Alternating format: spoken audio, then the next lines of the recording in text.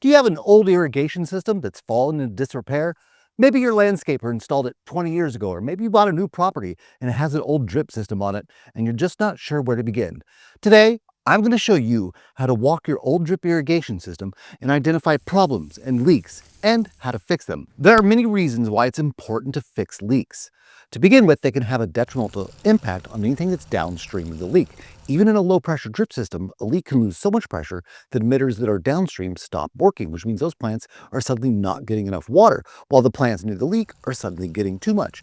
Not to mention the problems that can arise from standing water, like fungus, mold, or even just mosquitoes. A powerful enough leak can even erode away your topsoil or wash away your mulch. And the most obvious is that a drip irrigation leak can waste a considerable amount of water. You could find a dent in your water bill if the leak is bad enough and it's not caught in time. So not only is it very important to fix leaks for many reasons, but it's also very easy, and I'm going to show you how. This home was just purchased, and the new homeowners asked if I could take a look at their drip system. It's not uncommon for a drip system to not get the love it deserves. So let's see what I can find. You can walk a moderate-sized system, identify and address every issue in as little as an afternoon. If you do this every spring and or fall, you shouldn't have much work to do, but if it's been years since anyone has taken care of the system, or you've just bought a home that has an irrigation system in repair like this one, there may be a bit more work to do. Still, in most cases, these are simple fixes. Let's get started here with some of the tools and supplies we brought today. If you're just fixing or repairing the system, you're really not going to need much other than some tubing and some fittings. In this case, we brought some fittings and drippers. The drippers just in case we want to replace or discover any broken drippers.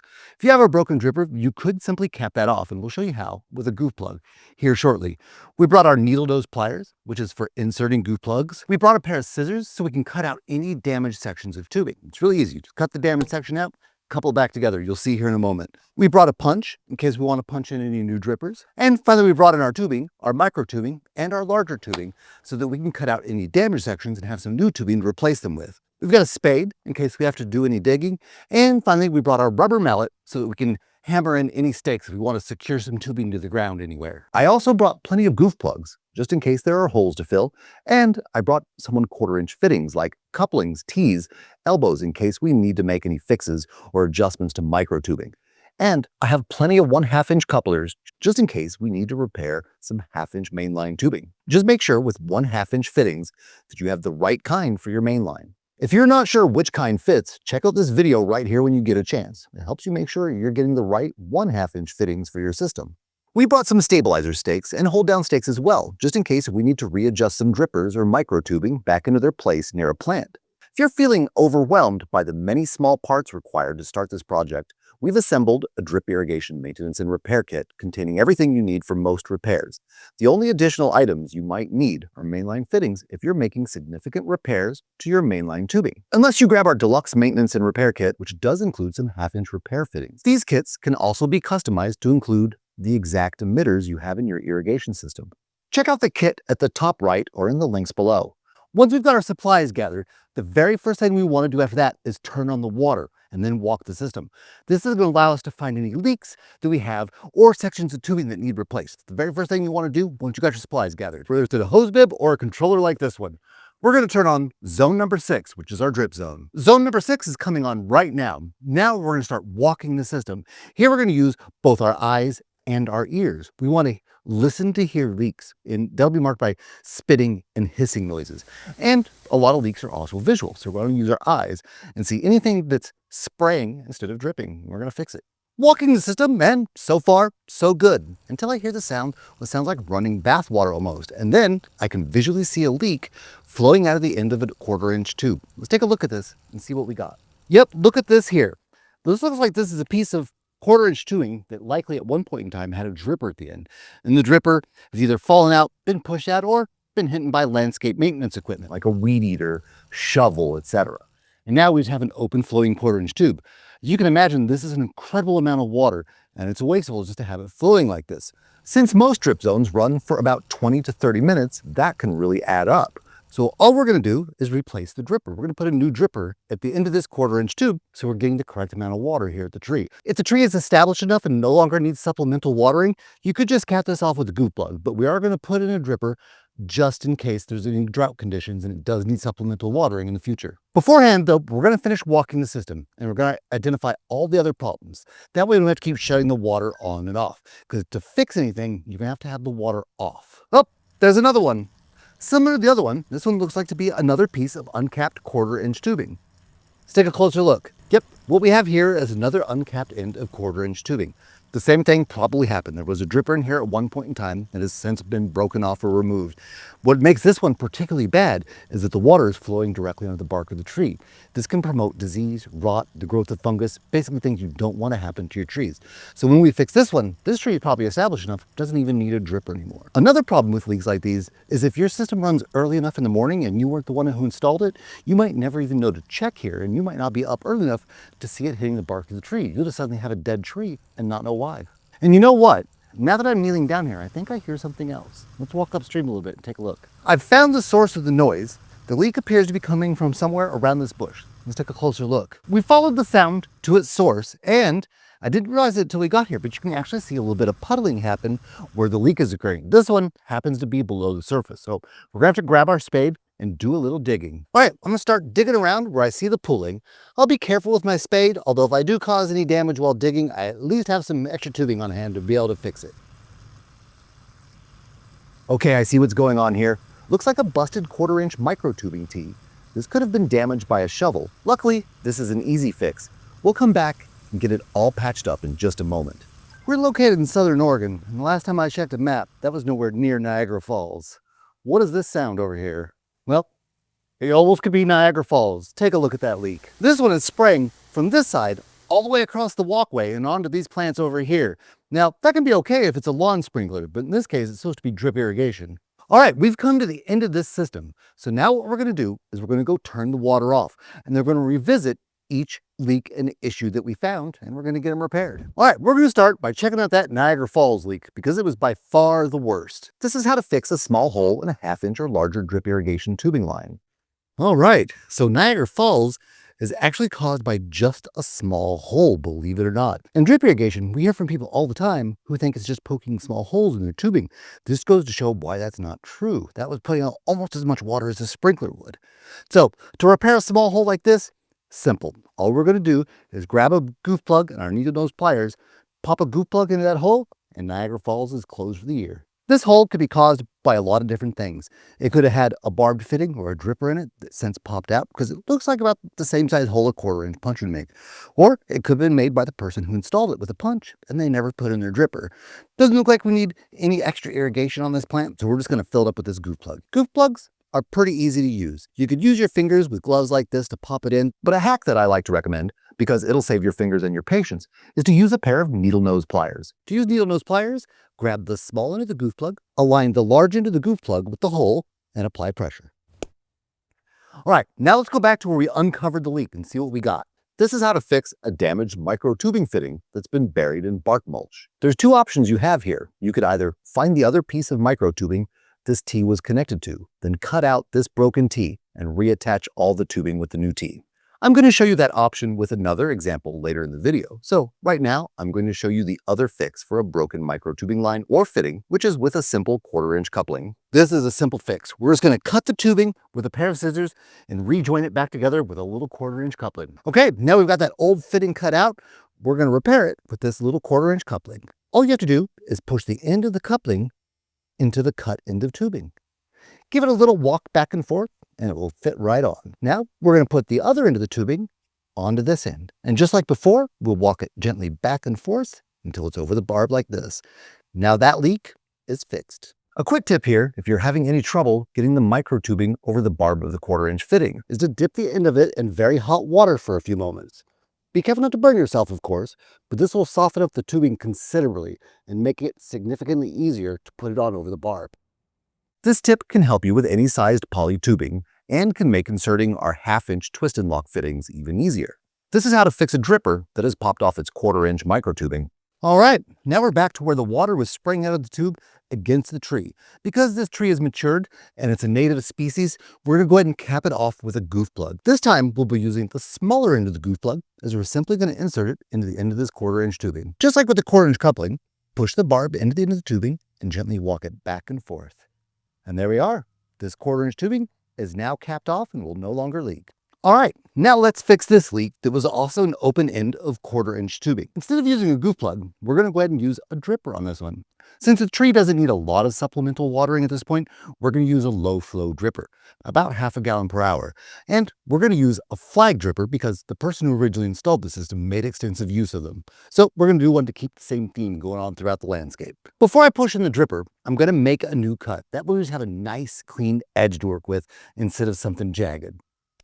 Just like we did with the goof plug and the barbed coupler, just take the barbed end of your dripper, push it into the end of the 1/4-inch tubing, and wiggle it gently back and forth until the barb is inside the tubing. And there we go. Instead of a gushing leak, we're going to have about 1/2 gallon per hour of water coming out for our tree. Now, instead of having this dripper just flopping all over when the system runs, I'm going to hold it in place with a stabilizer stake. To use a stabilizer stake, simply clear yourself out a little spot, push it into the soil until it's secure like that, and then push the tubing into the slots until they click in place. There we go. Now our dripper will drip in this location to hit the roots of the tree. The stabilizer stake also keeps the dripper up out of the dirt and mulch, which reduces the chance of it getting clogged. While walking the system, also look for other problems like end caps not properly being in place or improper end caps being used. For example, some people like to tie a knot in their tubing and try to use that as an end cap. That's not really a permanent solution and could eventually lead to problems when the knot comes out due to constant water pressure and floods an area. And again, if your irrigation is running too early in the morning, you might not even notice this until it's too late and has caused damage. Oh, wow. Here's a couple improvised end caps, it looks like. You know, we see this pretty often when we're walking older systems. Sometimes the landscaper just didn't want to go back to the shop to get a proper end cap. In this piece, it looks like they're actually using a piece of PVC pipe as an end cap, which this one is close to a proper end cap. They do actually make crimp over end caps that you can use. They're called figure eights, but they're not made out of PVC. They're made of UV resistant material. It's less than ideal because PVC shouldn't be above the surface. It's going to get brittle and turn yellow over time. We've also seen people tie knots in the end of their tubing to use it as an end cap, or use things like electrical tape or duct tape after folding back the tubing, even zip ties. And again, these will work for a moment or two, but they're not actual end caps, and eventually they are going to fail. And if you don't notice that failure, you could cause a big mess. And over here, we have an even worse example. It looks like what they're trying to do here is use this T-fitting as a coupler to join these two pieces of tubing together. But of course, the T has a third outlet. So what they did here was put in a small piece of tubing, folded up many times, and shoved it into this reducing coupling. Now, not only do these kind of things look bad, but they're also not proper end caps. Eventually, these are going to fail. So what we're going to do is we're going to cut these sections out here and over there, and we're going to couple this together, and then we're going to provide a proper end cap on the one that's using a PVC pipe. To fix this end cap, I'm going to cut it somewhere away from the crimp where the tubing still has good structural integrity. Remove the PVC pipe and then use an actual end cap to provide a permanent fix. We're actually going to use the right kind of figure eight to fix this here, but you can also use a twist and lock end cap. They're both meant to do the actual job and will last a lot longer when exposed to the sun and look better than a piece of PVC pipe. In this spot, since it's above the ground and there's not a lot of traffic in this area, the figure eight will more than serve. If it was below ground, high traffic area, or I wanted something more permanent, I'd use the twist and lock end cap. To use a figure eight, simply slide one end over the tubing, create a crimp in your tubing, and put the other part through the other side of the figure eight. Once you've got it there, pull it back as far as it will go. Now you've got a secure end. To fix this one, I'm going to cut the fitting out in its entirety. Now that I've got the fitting cut out, I'm just going to use this coupler to join the two pieces together. To use a twist and lock coupler, simply slide the tubing on over the barb and then turn the locking nut to secure it in place. If you have any difficulty pushing the barb into the tubing, walk it back and forth like that. Turn the locking nut, and we have a permanent fix. Sure looks better than that, doesn't it? This is how to fix tied off micro tubing and reconnect the original drip emitters. What do we have here? It looks like someone has tied a knot into the end of this 1/4-inch tubing. Now, sometimes people will tie knots in tubing to use them as end caps, even though it's not advised. But I think there's something else going on here as they tied the knot way back here, and I still got this length of tubing. Here at the very end of this tubing, I see a broken off fitting that tells me that this used to go somewhere and do something. If we poke around a little bit more, I do see another length of tubing over here that doesn't seem to be connected to anything. I imagine that the previous homeowner accidentally broke this fitting, and unsure what to do with it, he just ended up tying a knot in it. But I do see that this plant looks like it could use a little bit more water. So I suspect this plant and probably that plant were getting watered off the tee. So let's take a peek at this piece of tubing over here. At one end, I do see a very old and dirty flag dripper. At the other end is another dripper. So of course, here in the middle, I see the broken tee fitting. This means that this was previously connected to the one with the knot in it, and it teed off and ran a dripper to each of these plants. And this is supported by this plant in particular, looking like it needs a little bit of water and being a little crunchy. So we're going to repair this so that both of these plants begin receiving water from the drip irrigation again. This is an easy fix. All I have to do is take out the knot and cut that tubing so that the broken tee is out. Cut out this portion of the broken tee and then just use another little 1/4-inch tee to get it all connected back together. Using a 1/4-inch barb fitting is very much the same as using any other type of fitting. You simply slide the barb into the tubing. If you have any trouble, just walk it back and forth and get the tubing on all the way over the barb. Then just repeat that for the last 2 barbs. I'm going to use a stabilizer stake to hold each dripper in place at its individual plane. Stabilizer stakes not only hold your dripper in place, but it keeps it in place over time. Every time a system pressurizes, there's movement, and this movement can pull things out of place. By keeping the dripper up out of the soil, it also helps reduce the chance of clogging. Now, just like a stabilizer stake holds a dripper in place, we're going to use a tubing stake to hold the tubing down to the ground. We don't want it to be a trip hazard, and we don't want it to pull on the stabilizer stakes too much. To use the tubing stake, I'm going to clear out a spot here between the mulch, push the tubing into the little trench I just dug, and then push the stake into the ground and clip it in place with the clip at the top of the stake. If you have any difficulty getting the stake into the ground, these type can be hit by a rubber mallet. Okay, now this won't be a trip hazard anymore. Everything is secure and we got rid of the ugly knot. In most residential systems, the backyard is going to be on a separate zone from the front yard. Now we're just going to repeat all the same steps we took on the other zone, on this zone, and see if there is any new types of damage that I can demonstrate how to fix. This zone covers some patio landscaping and also covers a small orchard on the far side of the property. All right, we've got the second zone working. Let's go take a look and see what we got on this one. Already I see a couple major leaks. Looks like something probably chewed through this one. Same here, I see teeth marks or maybe a weed eater got to this one here, but look how much water that's wasting. Yep, more teeth marks here too. Wouldn't surprise me if a rodent got in here, got thirsty, and had a go at the tubing. I also see a dripper here. It's working like it should, but it's watering nothing. I'm guessing that this dripper here was probably watering a container plant that used to be here but no longer is, as I see some others at the end of the bed. Now, let's head to the orchard and check it out. Whoa, this one almost competes with the Niagara Falls leak we had out front. Let's see what we got. This one looks to be a broken flag dripper. I see the top of the dripper is missing, and it's just gushing water right out the top. Oh, looks like we got another one over here. Let's see what we've got going on over here. It's creating a little rainfall on this tree. This one looks to be a hole created in the 1/2-inch mainline tubing. We'll be able to fix that up with a coupler. Okay, let's go to the controller, turn off the water, and fix all the problems we just identified. This is how to plug up unused micro tubing that may no longer have a plant to water. To fix all these ones that have been chewed up, we're simply going to cut off the chewed bit of tubing and cap it off with a goof plug. We're going to do the same thing for the one that's a dripper. Since there's no longer any plants here, this is just completely wasting water. When you're putting a goof plug into the end of micro tubing like this, make sure you use the small end of the goof plug. And I just wanted to revisit for this for one moment. On a lot of drip systems, you'll see damage that looks like this. That is typically caused by rodents. When you're fixing these, you want to make sure you cut off below all the damage, as you need a nice clean cut for the goof plug to work. Same thing here. Instead of cutting off bite damage, we're going to cut off our dripper and cap it off with the small end of a goof plug.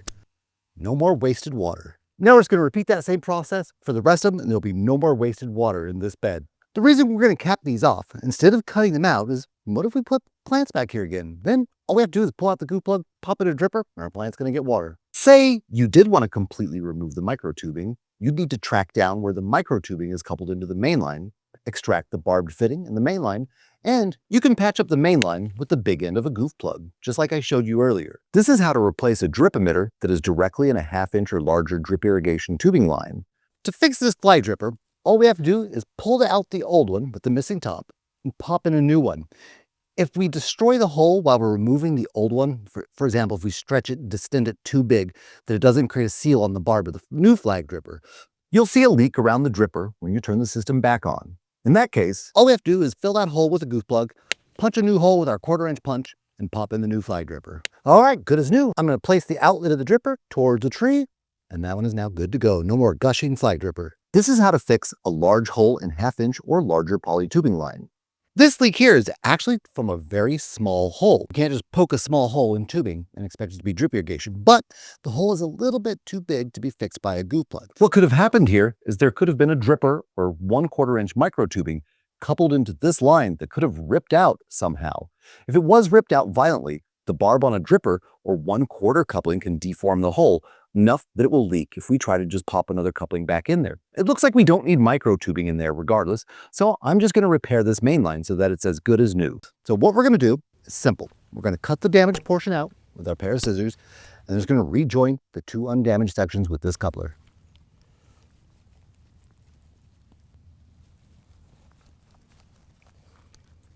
If the damage in your tubing is extensive, for example, if you have a 6 to 8 inch gash, it's still easy to fix. All you have to do is cut out the entirety of the damaged portion and splice in a little bit of new tubing. So with that in mind, if you're fixing a big system that you know has extensive damage, it's a good idea to pick up a little bit of extra tubing. Now, there is one thing you should know about tubing. Not all 1/2 inch tubing is actually the same size. In fact, very little of it is an actual 1/2 inch.